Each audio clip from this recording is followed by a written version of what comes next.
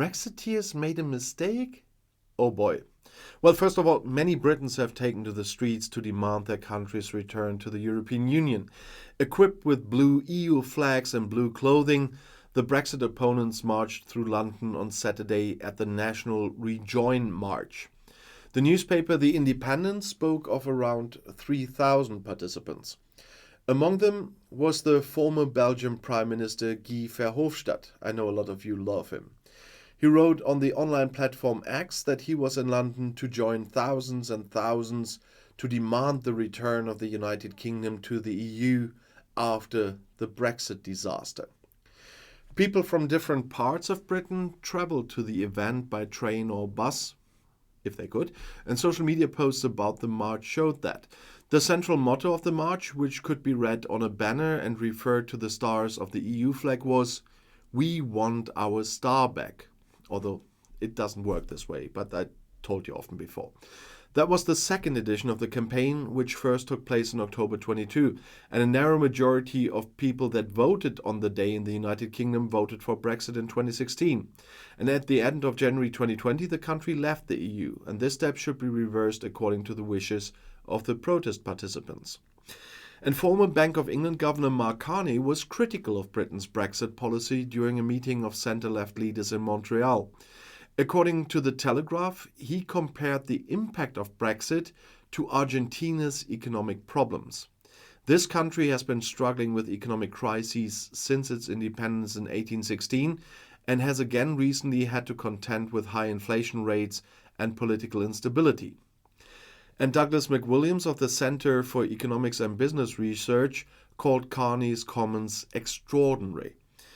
The Telegraph stresses that despite Carney's polemical comparison, there is actually a truth in it that Britain's opposition leader is trying to exploit. The Brexit decision and its consequences have severely affected the country's international reputation and trust in the Conservative government. Talking about Trussy, Liz Truss, once Prime Minister of Great Britain, very shortly, continues to try to highlight the positive side of Brexit. However, her critics, including The Telegraph, see her approach as lacking a sense of reality. Truss' previous economic policy decisions have already had a major negative impact on the country, and her current defense of Brexit is seen as unconvincing. Oh, they're putting that nicely. A Bloomberg survey of nearly 230 global investors found that 2/3 of respondents believe a Labour government would be beneficial for British stocks and the pound, according to The Telegraph. Many investors see Brexit as an economic misstep by Great Britain. The consequences of Brexit continue to impact trade, inflation, and the pound, which has a significant impact on the economy. The fact that the UK has seen low economic growth after 4 years since Brexit is leading to further debate about the effectiveness of Brexit. And according to The Telegraph, even passionate supporters of Brexit must acknowledge that this step has so far not had the desired effect. And finally, The Telegraph reports that Sir Keir Starmer, opposition leader and Labour Party leader, wants to exploit the current situation to make political capital, although he has not yet presented a clear alternative. However, investors seem to believe that Starmer doesn't necessarily need a clear answer to be successful. And we, anyway, haven't seen the real consequences of Brexit yet. As you know, for the 5th time, Great Britain is postponing Brexit checks on food from the EU. Originally planned for October, the first stage of the new border model will not come into force until January 2024, as the British government said. They acted at the request of the industry, as they claim. In order to give those involved additional time to prepare for the new checks, revised schedules will apply for further checks. Business representatives welcomed the decision, and this gives importers more time to prepare. Well, EU importers needed obviously 4 years less to prepare. As the Financial Times reported, British Chancellor of the Exchequer Jeremy Hunt wanted to avoid additional costs in view of high food inflation and therefore pushed for the renewed delay. So Brexit is pushing inflation. The government now said it was aware of the impact of inflation but signaled there would be no further delays. The opposition Liberal Democrats criticized the government for having to repair the broken relationship with Europe and guarantee that consumers would not have to pay even more for food despite the expected increase in bureaucracy. Honestly, they will pay more. And Great Britain imports a large proportion of its food from the EU. The EU has been closely scrutinizing imports from the UK since January 1st, 2021, since the country left the EU customs union and single market. And things continue to ferment in the automotive sector too, not only the food sector.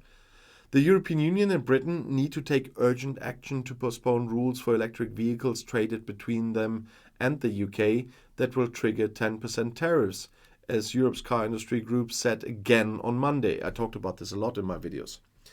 Driving up consumer prices of European electric vehicles at the very time when we need to fight for market share in the face of fierce international competition is not the right move.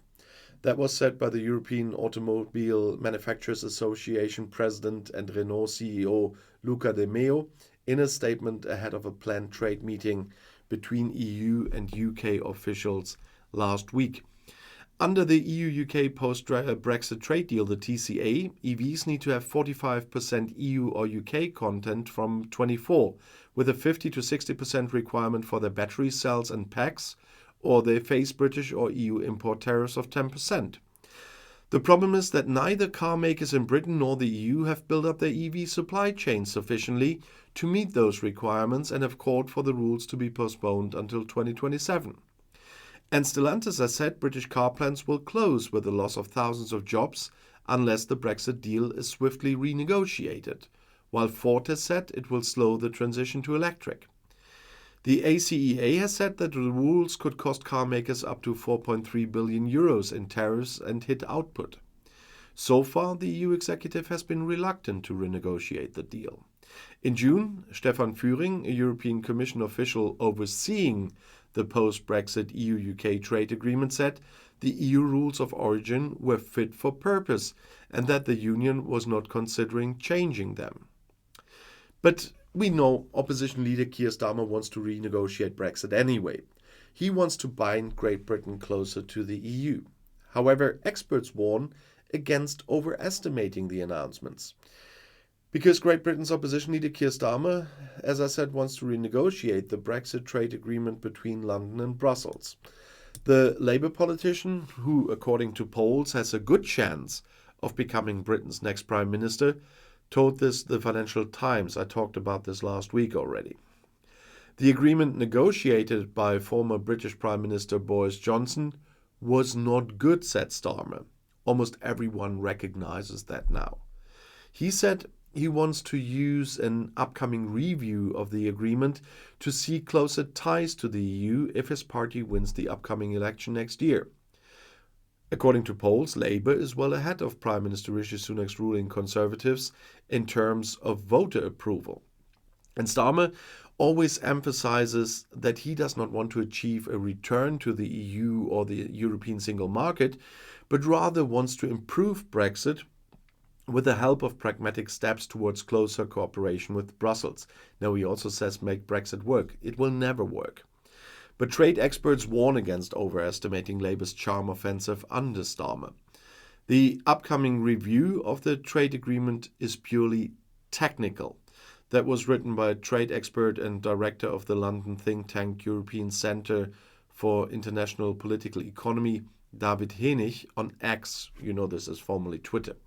In order to deepen relations, Labour must be ready for a political process that would also include concessions.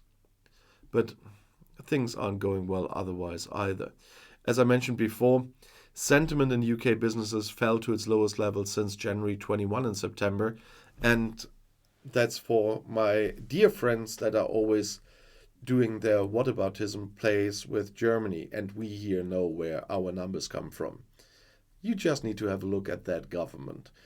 But Brexit is playing a big role in the development in the UK, because if you compare the UK after the pandemic with the other countries with a similar economic strength, you get your answers by yourself.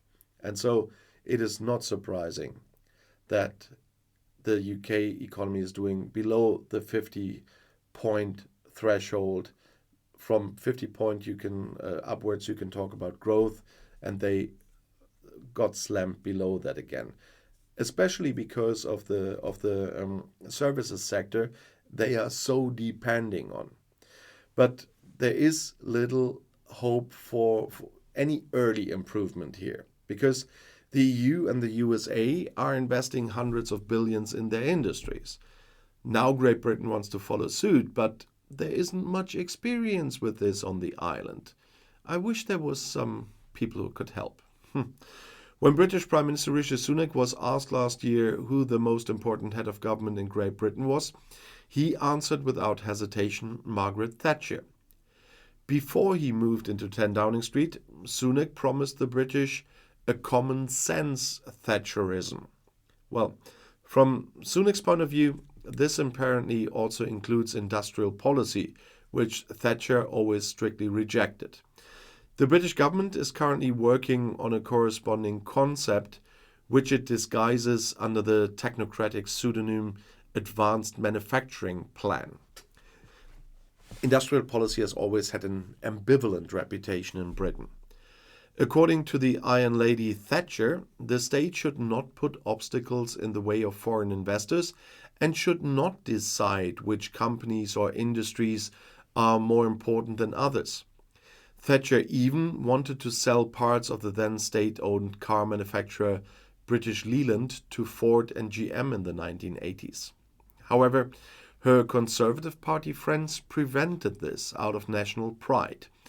Thatcher complained of pseudo-patriotic hysteria, and Western economic politicians took their cue from Thatcher for decades. But now even Thatcher fan Sunak is moving away from her teaching. The focus of his industrial policy is currently primarily on the transformation of the domestic automobile industry to electromobility. Chancellor of the Exchequer Jeremy Hunt wanted to present details on November 22nd when he presents his autumn budget. Manufacturing plays an important role in the UK economy, and the Chancellor has identified advanced manufacturing as one of the top 5 growth sectors, as the internal UK government discussion paper says. They always only looked at services, not industry. And London also wanted to support green industries, digital transformation, especially in the development of artificial intelligence, financial services, and the life sciences industry. Great Britain is joining an industrial policy offensive that US President Joe Biden gave the starting signal for, and which the EU and especially Germany are willingly following. Whether it is about protecting key industries such as the chip sector or promoting climate-friendly technologies, in the wake of geo-economic competition, the state has given up its previous restraint in many places and has become an active player in the economy. But the UK is a latecomer to this global megatrend. The manufacturing sector on the island has been neglected by the Conservative government for many years. Money and political attention was focused primarily on financial services. Industrial policy sounded too much like the old economy and reeked of socialist ideas with which the then ruling party Labour had strangled the British economy in the 1960s and 70s. But so far, the economically liberal Tories have said the best industrial policy is not to have one. We do not have an industrial strategy as such, emphasized British Economy and Trade Minister Kemi Badenoch. The Department for Business, Energy and Industrial Strategy was dissolved and dismantled by Sunak. As recently as February, Badenoch branded the US Inflation Reduction Act, which is actually an industrial policy subsidy worth $360 billion, as protectionist. However, during his visit to Washington in June, Sunak switched to Biden's course and agreed with the US president on an action plan that reads like an industrial policy manifesto. The lack of a real planned industrial strategy is Britain's Achilles heel. That was said by Stephen Phipson, head of industry body Make UK. All other major economies, from Germany to China to the USA, have a long-term national plan for the manufacturing sector that underlines the importance of the industrial base for the success of the entire economy as the association boss complained. He criticized the government's current lurching course as flip-flopping. The new advanced manufacturing plan is now intended to change that. London is prepared to spend a lot of money to underline its industrial policy ambitions. That would really be something new if they would switch to that. That was really going away from long-time Tory politics, and you will be very surprised what I'm going to say now. And it would be a very good idea to do so. And that would be a very good thing for the Tory government to do. Anyone needs a doctor or something after hearing that now from me? As I said, some always talk about the UK bashing and always the negative news. Yeah, that depends on what they are serving. But in this case, if they are following suit, even if they are late on that one again, they need to be hit by several cars before they finally understand to leave the street as a pedestrian. But if they really got this, then this will be good for the UK. The advanced manufacturing plan, if it is what they claim, will ensure that they will be internationally competitive more and more. But the British cannot compete with the 3-digit billions of dollars with which the USA and the EU support their domestic industries. It is not that you can expect Britain to match the gigantic efforts of the United States or the EU if they only were part of a union of economies. But the limited financial resources are only one factor that limits London's scope for industrial policy. The long neglect of industrial policy has undermined the government's powers here, so they will have to find a way to do it. It's therefore a legitimate question as to whether the government even has the ability to intervene effectively in the economy. And there's no help in sight. The British, for example, are missing from the green and digital bridge between Europe, the Middle East and India agreed on the sidelines of the G20 summit in New Delhi, and Britain is not part of that. And as a result of Brexit, Great Britain has become a kind of a no man's land in the battle between the major powers for geo-economic supremacy. And so if they can make it work, that's where I said, some of you probably were shocked, this will be very good for Britain. If they can make this work. So I have to, as we would say, pour some water into the wine here. But if they can manage that on their scale, they will not be able to do it on the European scale or the American scale, but if they manage it on their scale and they find a way to get the power back to do it, it will be good news for Britain. It will still not take away the Brexit negative side, because the EU has much more power in doing that and will be far ahead of Britain there. But it will at least ease the pain. And if you want to get some more information right now, the next video is right here in the end screen. I'll see you there. I'll be back.